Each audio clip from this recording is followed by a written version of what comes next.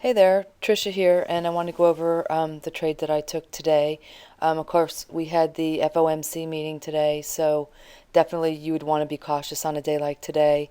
Um, Typically, when you do have an FOMC day, usually the morning there's not much action, it's just pretty much sideways. And if you would have looked at our trending indicator for majority of the day, we were, almost the whole entire day below that 20 mark. So obviously no trades to take if we're below that 20 mark. So with that said, I'd trade two setups, one off a longer tick chart, and one is a scalp trade setup that I trade off of a smaller tick chart. And I use three charts with indicators for confirmation before ever taking a trade, and it just helps to have higher odds trades. It is definitely a conservative way to trade, and most of the time you sit there, majority of the day not trading, but the chances of having many losers are very, very slim when you require so many requirements before taking an entry. I wanted to show you, this is our longer tick chart, and you can see all morning we're just pretty much sideways. We're not really going up or down, up or down. If you have a particular setup that you can use for really small scalps, you definitely could have done that today and made a couple points here and a couple points there. But, you have to have a setup. You can't just assume that it's going to go up or going to go down without some kind of indicator or something giving you confirmation of getting in a trade. Either way, some people will trade, short when it gets to resistance, and some people will trade long when it gets to support.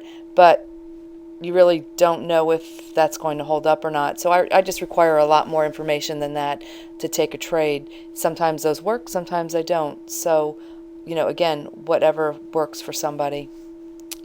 And you can see right around the announcement, how crazy things get, up, down, up, down. So that's why usually you don't want to trade around the FOMC. It's because you just don't know which way the market is going to go, and you do have huge swings in either direction. I do know people that trade a specific setup for the FOMC, but I don't do it. So it just really depends on your trading style. So I didn't take any trades this morning because my trending indicator was pretty much sideways all day long below that 20 mark.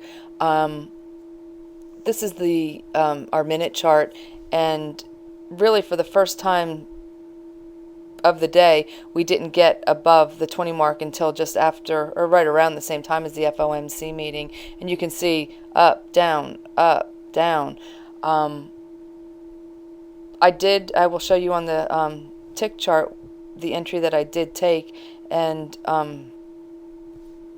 right here where I have this circle, that is where I took it on the scalp trade setup that I'm getting ready to show you. But I wanted to show you this also. This is nice because we had our pullback, but it's actually a pullback higher than where we previously were. So when I had the setup on our smaller tick chart for our scalp, I was pretty confident in taking it. Also, we had excuse me, we had almost 45 minutes go by, since the meeting, so things were quieting down a little bit. So this is the trade that I took. It was a scalp trade that set up just a little after 3 o'clock.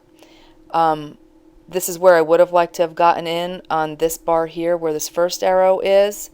But I hit a market order. Things were moving pretty quickly. I actually didn't get filled until over here at 8.95. So I used my trail stop method, and actually I didn't get stopped out. What I was feeling like I was being greedy by staying in the trade, because I did see that we were going below the moving average here. Also, going down to our scalp trade indicator, we were losing momentum and we were getting 3 red dots. So I was thinking, okay, what's it going to go the other way now? So really, I got out.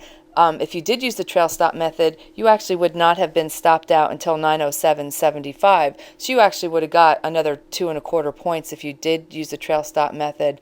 So anyway, I was really happy with that, obviously. So that was the only one trade that I took today.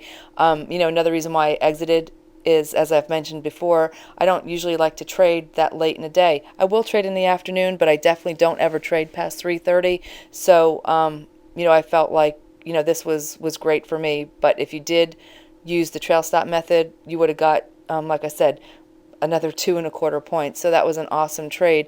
And what I wanted to show you also was, this is just another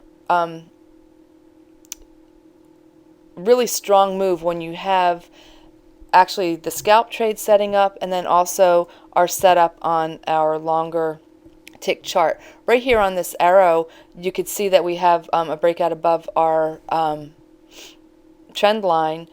So usually what we do is we scale down to, or drill down to our smaller tick chart and look for an entry when that happens. And that is right about the same time that our scalp trade was setting up. So it was just perfect because both charts were in alignment for the two different setups. And when that does happen, more times than not, it is just a really strong, powerful move. So, obviously was really happy with that. Any of the other scalp trades that did set up earlier today, again, you would have passed on those because our trending indicator was not above 20. Again, those are just things that are going to keep you out of the trade and basically make you sit on your hands until you have the specific indicators indicating that it's all right to take a trade. Again, I'm not saying that there aren't other ways to trade the market without the trending indicator, but that's how I trade, and is definitely just a high odds way of trading. So anyway, I took one trade today, and it was a scalp trade. I put it as a scalp trade, but really it was it could have been considered either a scalp trade or a setup off of our longer tick chart, because it actually did set up on both those charts right at the same time. So that was a gain of 10.5. So definitely was worth my while to sit and do nothing all day. I was beginning to think I wasn't going to get a trade, but you can also see why it's important not to trade around the FOMC meeting. And like I said, it is typical that in the morning of the FOMC, there is not much price action. Everyone's just kind of sitting back, waiting to see what's going to happen. So anyway, you can go to www.easyemintrade.com and get the two setups. Hope that helps. Oh, actually, I did want to say one more thing. I did get an email from somebody asking how I knew it was time to change contracts from the old one to the new one. And it's really quite simple. What you want to do is you can look at basically a 30-minute or a 60-minute chart with both the contracts, the new one and the one that you're currently trading, and put a volume indicator on it. And once the volume increases on the new contract and exceeds what the old contract is doing in volume, then that's when you want to make the change, because you don't want to be trading the old contract when the volume on the new contract is higher. So that's what determines when you're going to make that change. Okay, thanks. Bye.